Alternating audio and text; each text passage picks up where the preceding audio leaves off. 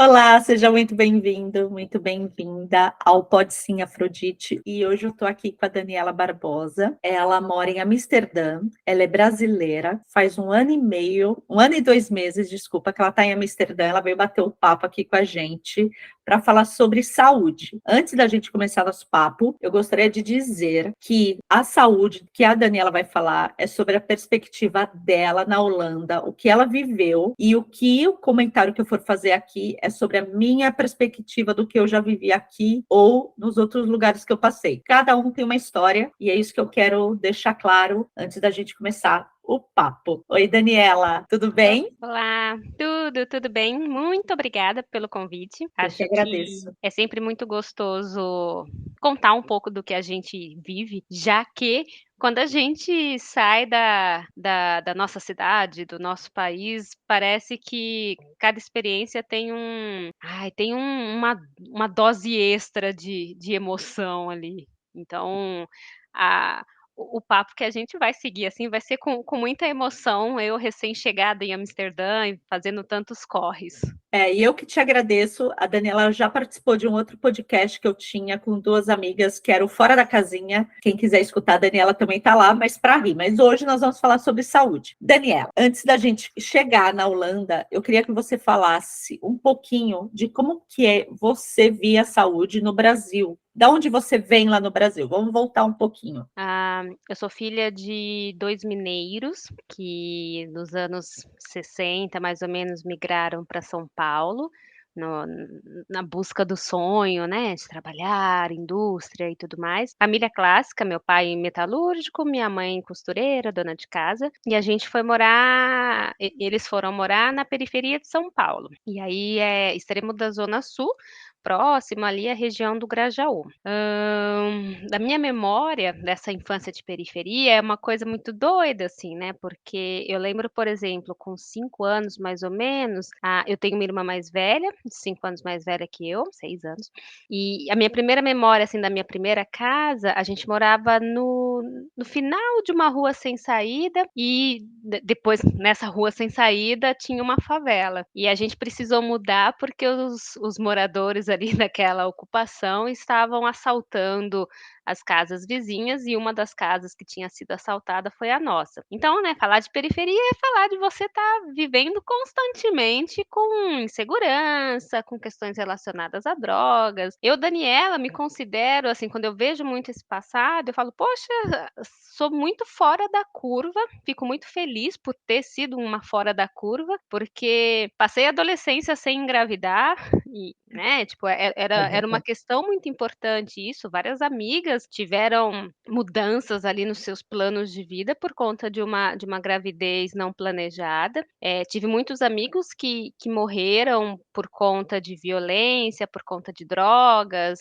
Estudei em escola pública a vida inteira, até o colegial, e assim, com muito esforço, a gente ia tentando agarrar ali na chance de estudar para ter um futuro melhor. Então, Aham. né, nesse estudo para ter um futuro melhor, e alguns anos de cursinho depois, eu passei em fonoaudiologia na USP, e a minha autoestima da pessoa que já achava que, né, que eu estou fazendo neste mundo? Eu que vim lá do fundo, literalmente, eu não achava que eu conseguiria passar na USP, jamais. E aí foi um estímulo, de um coordenador do cursinho, na época que eu fazia, que de tanto ele ficar falando: "Não, você vai se inscrever, você vai se inscrever", me inscrevi, mas eu achava que USP São Paulo era muito difícil, e eu acho que, de certa forma, eu também queria aproveitar esse ensejo para sair deste fundão de São Paulo, que era uma Aham. vida muito difícil. Fiz fonoaudiologia em Bauru e fiquei lá por mais alguns anos, me especializando em um hospital. Em Bauru tem um hospital de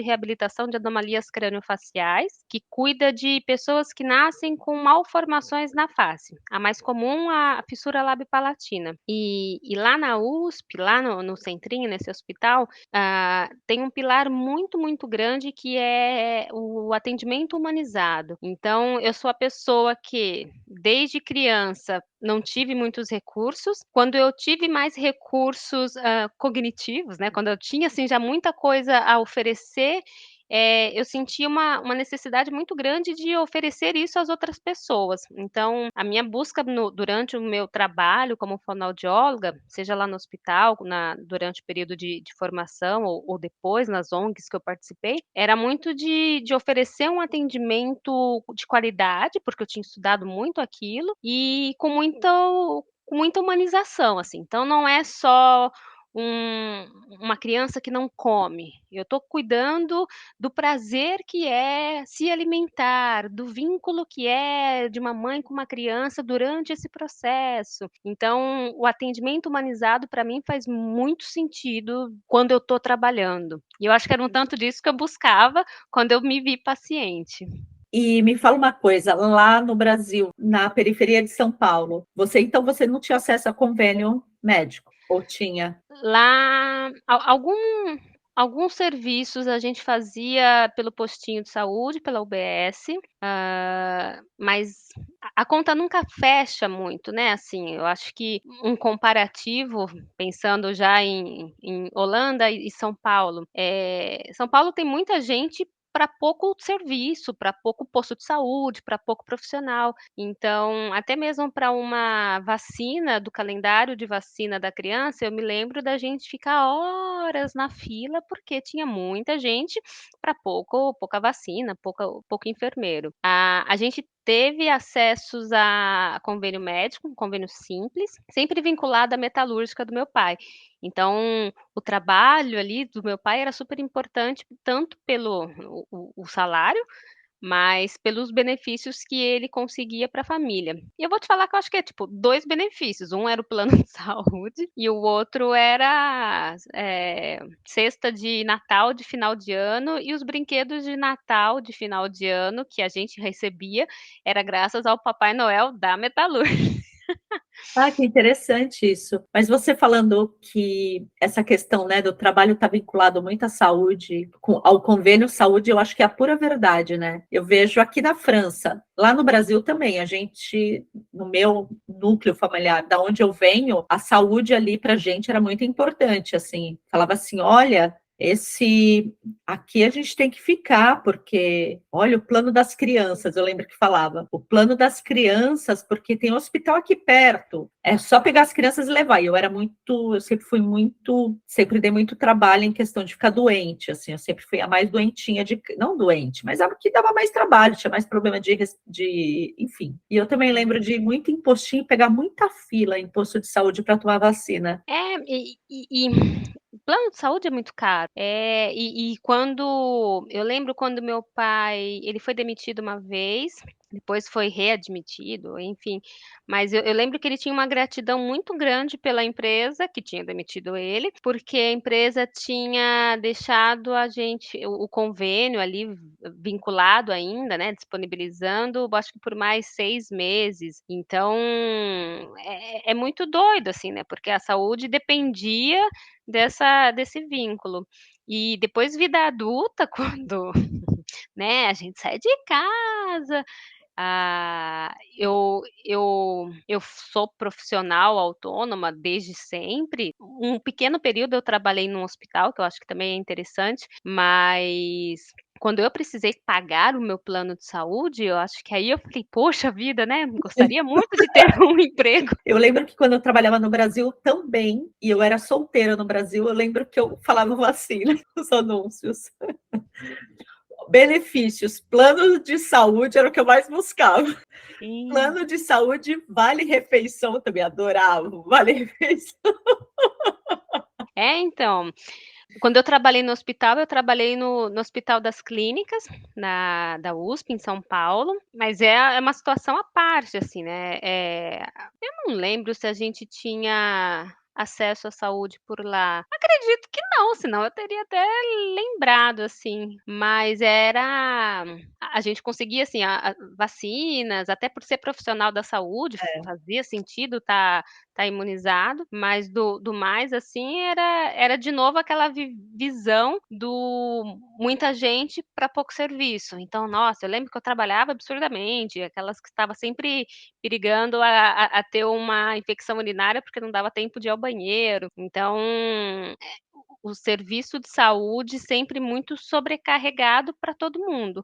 Para a família que precisava chegar lá às 5 horas da manhã, porque era por fila por ordem de chegada, com uma criança de meses ou de poucos anos, e sobrecarregado para a gente, para o profissional que estava ali tentando dar o melhor, mas que você tem um sistema que não colabora, assim. Uhum. E nós vamos entrar agora o que você passou. Bom, abril de 2022 era a minha data para viajar para cá, para Amsterdã. Então a gente, né, todo começo de ano, aquele check-up. Então aproveitei e fiz um super check-up de saúde, né, ginecologia, passar ali, fazer todos os exames, porque já vou com tudo certinho, daí próximo exame só daqui a um ano, fica tudo mais fácil. E na minha consulta com o ginecologista, e é interessante, assim, é um ginecologista que eu não tenho muita empatia por ele, porque eu acho muito cara crachá, assim, não dá o tempo de conversa. Em defesa a ele, talvez pelo fato dele atender muitos convênios, de novo, aquela coisa, o sistema não ajuda, né? Porque É. se atende muito convênio, o convênio não paga o valor de uma consulta equivalente a um particular ou muito próximo, pelo contrário, paga sempre bem menos. E então o profissional geralmente tende a diminuir o tempo de consulta para aumentar o número de pacientes que ele atende. Mas bons reviews ali, era perto de casa, então era meu médico. Isso Fiz lá em São Paulo. isso em São Paulo. Fiz os exames, voltei com ele, e aí ele tinha constatado numa mama um cisto, que aí ele estava meio que de- não tinha uma classificação ali de câncer, mas demandava uma certa atenção. Então ele falou: ó, sugiro que daqui 6 meses você faça uma nova mamografia para a gente ir acompanhando. Como eu já sabia que eu ia viajar, eu pedi as cópias dos exames, pedi ali um laudo, tudo, porque eu não sabia como que ia ser aqui na Holanda. Deu 6 meses, acho que desses 6 meses, no máximo eu tinha feito uma consulta com o médico da família daqui, e mais para conseguir o cadastro e tal. Explica um pouquinho o que é o médico da família. Tá, ó Deus. Bom, aqui é assim, existem vários unidades de saúde, e por uma questão de logística, o ideal é que você consiga se cadastrar em um centro de saúde mais próximo da sua casa. E nem sempre esse centro de saúde tem vagas, então você vai tentando ali, e aí você só pode ir neste centro que você está cadastrado. Eu fui no centro de saúde que meu marido, que é aqui perto mesmo, e que meu marido já tinha cadastro, então eu falei, poxa, facilitar a vida, E você até foi. fui. Assim, aí tá, né, aí escolhi o mesmo médico que ele tinha escolhido, porque ele falou que ele já tinha passado em consulta, ele gostou, e falei: "Ah, bom, né". E aquilo, né, cada um tem as suas percepções, a minha demanda sobre o que é um bom médico, eu acho que tem ali mais um nível de exigência maior. E a primeira consulta aqui eu acho que me espanta muito, né, porque eu sou acostumada por exemplo, quando eu atendia um paciente pela primeira vez, eu reservava e só um parênteses ainda do Brasil, por cansar de atender de uma forma muito superficial, tanto no hospital quanto quando eu atendia em clínicas vinculadas a convênios médicos, eu me sentia muito mal, porque eu falava: "Poxa, eu tô me sujeitando a um sistema que oferece um serviço que eu não acredito, que eu acho que não é o ideal". Então eu, com uma dose de coragem ali, eu comecei a empreender, fiz meu consultório, e quando eu atendia um caso novo, um paciente pela primeira vez, eu reservava 1 hora e meia, mais ou menos. Porque, né, para contar a história, para eu entender, para eu conseguir orientar, para ter tempo. E as consultas aqui, elas são marcadas de 10 em 10 minutos. Você já dá um briefing ali no agendamento do que é o motivo da consulta. Eles já te orientam que você tem direito a um motivo por consulta. Que interessante. Então você já tem que colocar: "Eu vou ver meu médico de família". Eu tenho que já falar o motivo que eu vou. Sim, sim. Então você já dá ali, assim, você já faz uma pré você antecipa um pouquinho a entrevista. Então ele abre esse prontuário antes, né, quando você tá ali na sala de espera, talvez. Então quando você entrou na sala, ele já sabe o que que é. E ai de você se falar outra coisa que não tá naquele Assim, se a tua unha encravou depois daquilo, você vai e é muito isso, assim, é tipo: "Não, isso é outro tema, você precisa agendar uma outra consulta para falar sobre esse outro tema". E é assim que funciona. Mas um exemplo, eu tô com a unha encravada e com pelo, com cera no ouvido, que eu não consigo tirar. Eu consigo colocar 2 motivos ou não? Não, porque ele vai resolver em 10 minutos ou a sua unha encravada ou pelo no ouvido. Aham.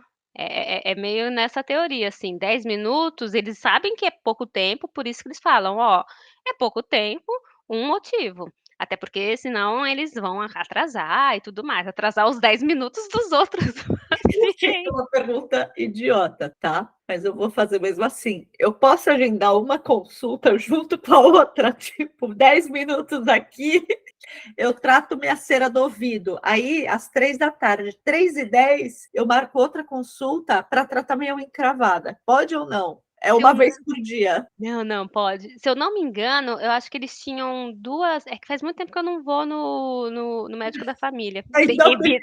evito ao máximo. Mas se eu não me engano, eu acho que tinham duas modalidades de consulta, que eles orientam, você fala assim, tipo: "Se você precisa de mais tempo, então agende como isso aqui", como essa a modalidade 2. Aí para você não perder o foco, você foi, Fui, eh deu motivo.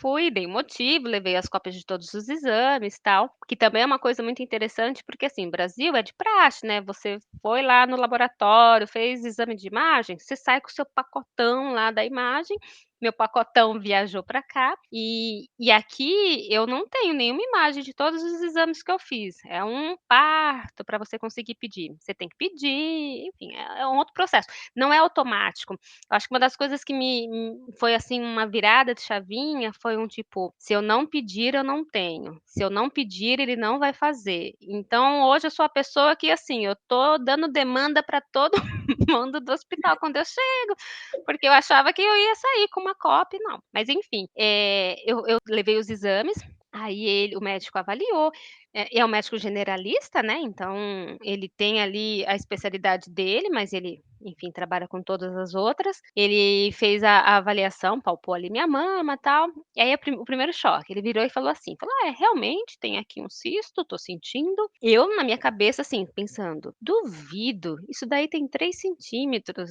3 milímetros, você não tá sentindo". Não falei, obviamente. E aí ele falou: "Ah, vou fazer então um pedido, sim, para fazer a mamografia, esse exame de 6 meses, mas eu vou pedir para uma mama só, porque a outra mama não tem cisto, não precisa". E aí a minha cabeça de profissional da saúde, eu falava: "Jesus, quando eu faço um exame de audição, o diagnóstico a gente só consegue dar quando a gente avalia os 2 ouvidos, porque faz parte, né, a audição é essa Aham. não é só". E aí eu falei, tipo, não faz sentido, a não ser um sentido econômico dele falar: "Vou fazer só o exame de um". Aí aqui é assim, né, você passa nesse generalista, se o generalista, entende que ele não consegue, resolver o problema, ele te encaminha para o especialista. Eu não posso ir sozinha no especialista. Eu tenho que ter essa passagem, assim, esse encaminhamento interno dos profissionais. Então ele me encaminhou para o hospital, que também eu não sou eu que escolho, eles vão pela logística ali da proximidade do lugar. E aí eu fui fazer os exames de imagem, então refiz mamografia, refiz ultrassom, e aí comecei o acompanhamento. Se eu não me engano, quando veio o resultado não vai para o paciente. O paciente precisa saber de resultado? Nada. O resultado foi para o centro de saúde, porque afinal quem que pediu o exame? E os Quem médicos gastou dinheiro.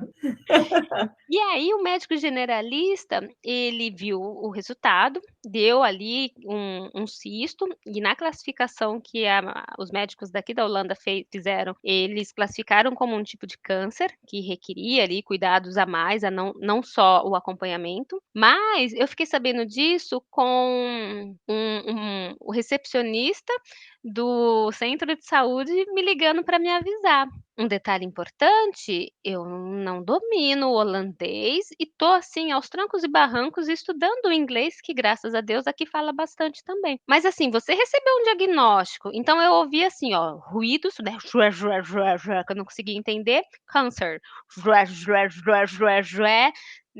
necessita, hospital de câncer. Meu psicológico, meu emocional foi assim, ao chão em segundos, porque eu ficava, Deus do céu, ferrou tudo. Que absurdo. É, E daí o que você faz quando você recebe esse diagnóstico? Você volta no seu médico de família, marca lá um briefing de 10 minutos com ele, tá passando um caminhão de lixo. Desculpa, mas vai fazer esse barulho. Você volta no seu profissional da saúde, o seu médico de família, para falar com ele, ou você vai no hospital já de câncer? a, o médico da família entende que é uma demanda de especialista, então ele tem a resposta só, assim, como se fosse meio que uma cordialidade, e aí o segmento começa a acontecer com uma equipe de especialistas. Então, a partir desse resultado, eu passei a ter acompanhamento com a equipe de cuidados de mama do hospital próximo aqui, que eu não escolhi, que escolheram por mim, mas que tinha a equipe de câncer de mama. Então, se eu não me falha a memória, eu passei depois em consulta, mas é muito doido, assim, porque você fala, ah, beleza, né? Tipo, depois ela teve a consulta. A consulta podia ser até no mesmo dia, o que não foi, foi na semana seguinte ou duas, se eu não me engano. Nesse intervalo entre a ligação do centro de saúde e a consulta com o especialista, nossa, eu foram os piores dias da minha vida, porque para mim eu já estava assim, câncer câncer é uma palavra muito difícil, né, tipo, câncer é morte. Na minha cabeça, vou morrer. Então cada vez que eu estava andando aqui pelo bairro, passeando com a cachorra, eu já ficava pensando: "Caramba, quem vai ficar com a minha cachorra se eu morrer? Poxa vida, né, nossa, tipo, tenho uma vida toda pela frente, tenho que terminar meu doutorado. Ixi, lascou, como é que eu vou contar isso para minha orientadora?". E aí vinha de novo: "Meu Deus, mas de novo, com E quem?". você gosta muito da sua orientadora. Que eu pensaria aqui, como que eu vou chegar para minha mãe e falar: ó, é o seguinte, o gato subiu no telhado. Nossa, não, pra mim, assim, eram todas as minhas o que que a minha vida estava rolando, né, então, tipo, eu tenho os cuidados da minha cachorra, que eu amo de paixão, eu tenho meus pacientes, que eu também me pensava do tipo: "Poxa vida, né, nossa, vou ter que encaminhar". Eu faço ainda atendimentos online, né, e foi uma semana tenebrosa, assim. E aí teve as consultas com os especialistas. Aqui eles dividem, então, assim, o que também para mim não faz uma lógica, mas aí de novo, né: "Ai, Daniela, você tá num lugar diferente, né, é cultura diferente, é tudo novo, né, não adianta você ficar comparando com o que você teve de vivência ou como você trabalhava". E a consulta aqui, a primeira consulta é com um cirurgião oncológico, então eu só vi ali no agendamento: "Cirurgia plástica". Puts, vão arrancar meu seio, Gente, que tá um negócio absurdo. absurdo. Eu falei e aí a consulta foi com o cirurgião, uma consulta super breve, tem né, se a gente fala sobre como é a comunicação na Holanda, né, todo mundo comenta, né, fala: "Ah, o holandês é muito prático, é muito direto", às vezes essa coisa de ser muito direto beira uma coisa meio rude, meio grossa, mas eles são, assim, muito diretos. Então a consu e um parênteses, assim, né, uma piadinha muito interna da área, a gente brinca que na área da saúde, cirurgião geralmente não gosta muito de conversar, por isso que foi pra cirurgia, assim. Então tá lá, fica lá trabalhando quietinho e tal. E aí na consulta foi um tanto disso, assim, "Ó, deu aqui um resultado que é um câncer, mas o resultado foi um carcinoma ductal in situ. Então, é uma célula cancerígena, mas que está ainda contida numa membrana.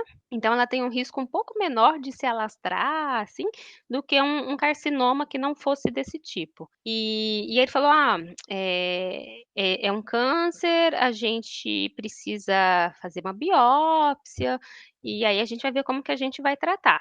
E eu estava com zilhões de dúvidas, assim, do tipo, até eu entender o que. Ai, mas ele sempre ficava assim: mas é um pré-câncer, não precisa se preocupar. Falei: "Moço, qualquer coisa que venha depois com o nome câncer, não combina falar, Não é uma tipo". dor de cabeça, meu senhor. Não é uma dor de cabeça, uma enxaqueca, que também tem gente que sofre muito com É, isso. Mas, enfim, não é uma dorzinha de cabeça. exato, não é um paracetamol muito Né? Não é chique um da Vinalanda paracetamol que vai chato que resolver. você toma. É. E aí, de novo, assim, essas consultas meu marido sempre me acompanhou, por conta da questão da minha dificuldade de comunicação, e por conta também que, assim, nervosa, imagina, eu só chorava. A semana inteira eu só chorava, eu tinha crises, assim, de choro compulsivo, porque eu falava: "O que que eu vou fazer?". E aí nessa consulta foi um tanto disso, assim, falou: "Ó, a gente vai pegar, vai fazer aqui a biópsia". E aí, assim, em vários momentos eu tinha comentado que eu, né, toda a história: "Olha, fiz no Brasil os exames, tal, tal, tal", e em nenhum momento eles falaram: "Olha, interessante você já ter feito o exame, posso ver?". Aí entra aquela coisa de você ser uma paciente protagonista do seu tratamento. Eu achava isso um absurdo, assim. Aí chegou uma hora na consulta que eu falei: "Olha, eu tenho os exames, eles estão aqui, você não quer dar uma olhada?". Na verdade nem foi isso, vou fugir um pouco até. Ah, eu fiz isso, mas numa segunda consulta, porque a consulta com o cirurgião é meio que isso: "Ó, a gente vai pegar, deu esse resultado, vamos fazer biópsia". Dúvida? Não, né? Então tchau. Aí, na mesma semana, uns dias depois, você tem consulta com esqueci o termo que eles usam aqui, mas é como se for ela é uma enfermeira, meio que enfermeira do teu caso, gerente de caso. Eu brinco que eu falo que ela é a porta-voz da equipe, assim, porque até então eu nunca via oncologista nem nada. E enfermagem, de novo, assim, pelo contato que a gente tem ali do Brasil até, enfermeiro trabalha muito com essa coisa da humanização também. Então a enfermagem, ela tinha lá 1 hora de consulta, ela esperava eu chorar, ela me dava lencinho, e ela ia explicando. E aí foi quando eu peguei e falei: "Olha, eu tenho os exames, o cirurgião não manifestou ali de ver e tal", eu falei: "Mas olha, estão aqui, você não quer ver?". Aí ela pegou, foi analisar ali os exames, ela falou: "Nossa, os exames aqui no laudo do Brasil, consta aqui um mesmo tamanho do cisto, mas eles classificaram diferente". E aí ela pegou, ficou super interessada, ficou com os exames e ela falou: "Vou discutir o seu caso com a equipe na nossa próxima reunião, e aí eu te ligo te falando certinho o que que vai acontecer". Quando eu conheci essa enfermeira, foi quando eu falei, tipo: "Ai, posso começar a relaxar, porque eu acredito agora que ela tem um atendimento Aham. próximo do que eu acredito, assim, de dar tempo da conversa acontecer para ela entender melhor ali todas essas informações". Ela me ligou um tempo depois, falando que tinha discutido o caso com a radiologista e que, de fato, não tinha aumentado o tamanho desse cisto, e que, já que o Brasil tinha dado a primeira classificação como uma classificação simples, que não precisava de biópsia, então eles estavam resolvendo mudar a classificação. "Não vamos fazer biópsia, não?".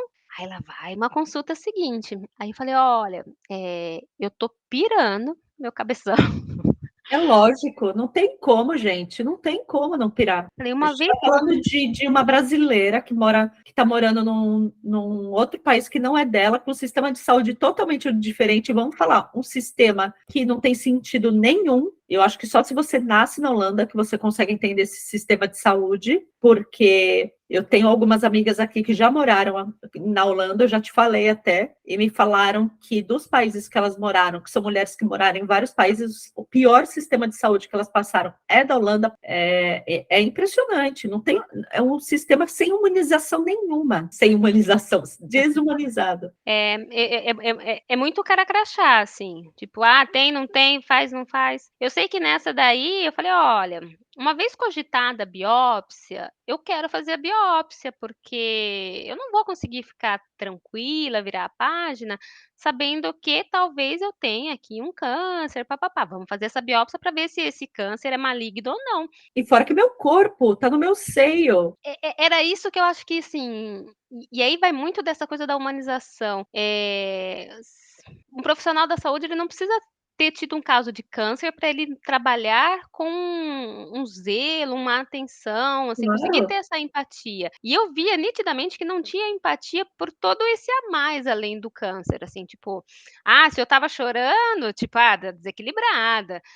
Se eu tô, sei lá, exigindo algumas coisas, tá achando que isso aqui é Brasil. E então, assim, eles são muito na minha E experiência, eles eles foram vão, muito de ver o cisto só. o que eu acho, falaram, não vamos fazer a biópsia assim, não vamos gastar dinheiro com ela agora. Se vier a ser câncer daqui para frente, é um câncer tratável, vamos ver o que, que vai dar. Aqui, essa biópsia sai X agora para o governo. Não, não vamos fazer. Você não acha que foi mais ou menos isso? Eu acho, assim, o que essa experiência toda, o que me fez muito acreditar é que eles têm uma política de contenção de gastos na saúde. Trabalha-se muito com preventivos, então, em vários aspectos, assim, eles têm atuações preventivas muito boas, mas em outros eu acho que tem uma questão econômica ali que você fala, não faz sentido. Por exemplo, eu não vou lembrar as idades corretas, mas eu acho que Papa Nicolau aqui se faz anualmente a partir dos 40 anos. E você sabe, se você se fala, poxa, né, antes disso você já pode ter várias questões ali, você pode ter problemas, doenças que o Papa Nicolau vai diagnosticar se você fizer a partir dos 30 anos, como faz a maioria dos outros países. Até mesmo na própria Europa, que aí depois acho que talvez eu entre nesse aspecto, quando você compara como que é o cronograma de alguns tratamentos, como do câncer, por exemplo, Holanda e União Europeia restante, ali não bate, então só pode ser dinheiro. Sabe que eu ouvi de uma das minhas amigas que morou aí na Holanda? Ela falou que parece que a população aí já está velha, já tem muito velho aí. E eles trabalham para ver se alguém morre antes de chegar na velhice, sabe? Eu achei interessante o que ela falou. Parece que o sistema de saúde é feito para ver, vamos ver se morre antes de chegar na velhice, porque se chegar na velhice a gente vai ter que pagar aposentadoria. Aposentadoria. Sei lá, é muito doido. Eu sei que eu pedi para fazer a biópsia, e aí um ponto importante, bem interessante, eles até que consideram bastante os pedidos do paciente. Então eu ia muito por esse caminho, assim, sempre era, olha, pela minha sanidade mental, vamos fazer a biópsia. Na Inglaterra era assim também. Na Inglaterra era sempre o paciente tinha que pedir. Mas nossa, assim, até eu entender que essa era uma chavinha que funcionava, foi um estresse absurdo. Fiz a biópsia, deu que eram células malignas, então fazia sentido ter tratamento para. O tratamento, sugerido aqui era: "Vamos fazer a cirurgia". Tem um negócio, não é bom, vamos tirar. E aí nessa, pela experiência que eu tinha tido, né, de poxa, eu acho que foi um marco muito importante essa coisa de vamos fazer a biópsia, não, não vamos mais, eu tenho que pedir para fazer. Eu acho que eu perdi um tanto a credibilidade, a confiança que eu tinha na equipe. E aí lascou, assim, porque eu não sabia como que eu conseguia mudar de equipe, não sabia se podia, eu já não gostava do cirurgião, mas era o que tinha. E aí a conduta do cirurgião era: vamos operar. E aí, lá vai a Daniela, doutoranda, né? Falei, deixa eu só mudar o foco das minhas pesquisas aqui em base científica. Se eu estou pesquisando fala, eu vou começar a pesquisar câncer de mama. E aí eu comecei a fazer muita pesquisa. Um ponto interessante, né? Não foi tipo, pesquisa no blog, no site, foram pesquisas em artigos científicos, porque eu já estava assim, eu ia para cada consulta, eu ia munida de artigo, eu apresentava artigo para enfermeira, para minha gerente de caso, porque eu falava, olha, não faz sentido. Nessas, eu conversava com a mãe de um paciente meu, ela é médica oncologista, uma querida no Brasil, e aí ela foi assim, eu fazia meio que uma pré-consulta com ela me falava como que seria o tratamento no Brasil, ou o que faria sentido, e aí eu fazia essas consultas aqui, apresentando os artigos para gerente de caso. Aí chegou um certo ponto, assim, que, poxa, né, ela tá no Brasil, com questões diferentes, tal, ela achou para mim, e aí eu fiz contato e comecei a fazer o acompanhamento também com um médico brasileiro, oncologista, que já trabalhou na Holanda e que hoje trabalha na Bélgica, que é aqui do lado. Então foi meio que minha salvação, assim, porque aí, de novo, eu fazia meio que minhas pré-consultas, eu já sabia o que que eu precisava pedir para o médico aqui da Holanda, caso ele não oferecesse sozinho, e aí era mais fácil, porque eu sabia que na minha consulta eu não ia sair de lá com todo o trabalho, o tratamento que eu precisava. Num resumo, bom, o padrão de tratamento esse médico da Bélgica, ele faz parte da Sociedade Europeia de Oncologia de Mama. Então, para mim, assim, era um título que me dava muita confiança. O padrão de tratamento seria: vamos fazer uma biópsia, vamos fazer vários outros testes, porque assim, você precisa entender se esse câncer ele tem comunicação com o resto, né, por gânglios ali, com o resto do corpo, ou se ele, de fato ele está ali bem isoladinho. Tem que entender se ele tem receptores de hormônio ou não. Não é só um tipo, tá sujo aqui, ó, deixa eu arrancar. E na visão do médico daqui era isso, vamos arrancar. E aí, enfim, já estava tudo meio agendado para fazer a cirurgia aqui. E o médico brasileiro, acho que ele foi muito empático, porque ele falou: ó, vai sair por um caminho diferente, mas tudo bem, a gente consegue ir ajustando, vamos fazer esses exames, vamos vendo como que vai acontecer, mas tipo, pode ir, porque eu já falava pro médico assim: você confia nesse médico que eu vou passar? Porque se você não confiar, eu não vou fazer essa consulta. Então eu tô morrendo de medo. Não assim, medo da cirurgia, tudo mais, mas assim, tô com medo se vai ser efetivo ou não, passar por uma cirurgia por um médico. Claro, e você tinha todo o direito. Exato.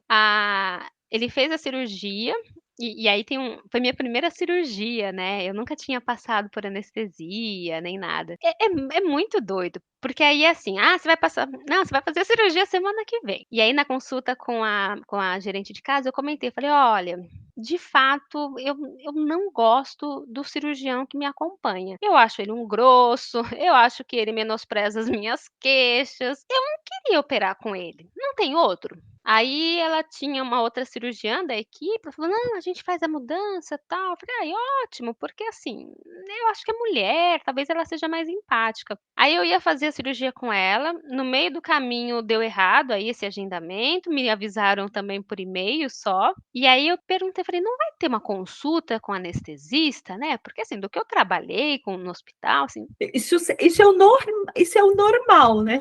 Aí não, vai sim, ela vai te ligar. Eu só pensando, eu falei: vou morrer nessa cirurgia, não é possível. Eu falei: é minha primeira cirurgia, ninguém sabe se eu tenho um sopro cardíaco, ninguém sabe nada. E de fato, a consulta com o anestesista virou meio que uma herança pós-pandemia, assim, né? Então, na pandemia, eles usaram muito o recurso de telesaúde, seja computador ou por telefone, e isso eles mantiveram no pós-pandemia. Então, essa consulta, a médica me ligou, e aí ela começou a me fazer perguntas. Lembra que meu nível de inglês não é ali dos melhores. E eu falava com ela, falava: ó, eu não sei se você tá me entendendo do jeito que eu tô falando, porque pra mim isso é uma coisa muito importante. Ela: não, não, tá dando tudo certo, pode responder. Eu não sei. Jesus. E eu fui pra cirurgia, eu tenho 40, ano passado eu estava com 41 anos, não, 40, alguma coisa aí. E eu fui pra cirurgia sem nenhum exame, nenhum exame de, sei lá, sangue, um ecocardio, foi só por uma anamnese feita por telefone. Eu acabei de operar, aqui, eu sou uma pessoa que já fiz várias cirurgias. Já fiz cirurgia no Brasil, já fiz cirurgia na Alemanha, cirurgia na França, e é verdade que as consultas com o anestesista sempre são pessoalmente, mas assim, nunca me pediram nenhum outro exame além da consulta. E essa última cirurgia que eu fiz foi bem interessante, que eu fiquei pensando assim, vou guardar bem o rosto desse anestesista, porque eu tenho certeza que não vai ser ele no dia da cirurgia. E não é. Eu falei com falei, não sei, tô sentindo que não vai ser ele. Ele tá. Eu não sei, porque eu só respondi um questionário dessa vez, eu não lembro das outras, mas eu respondi um questionário, tipo, seu pai voava? Esse não. Tipo, são umas Uhum. perguntas meio aleatórias. Tem alergia a alguma coisa? Essa para mim é a melhor. Eu sei que tem que perguntar, mas para mim é a melhor, porque tem coisas que a gente não sabe se a gente tem alergia ou não. Não é verdade? Exato. Não é verdade? Eu não sei o que que Essa é a pergunta droga que eles vão botar na minha veia. que eu escrevi antes, frutos do mar. Daí eu sei que não é esse tipo de alergia. Mas eu falava, ué, alergia? Vai que tem alguma coisa com frutos do mar.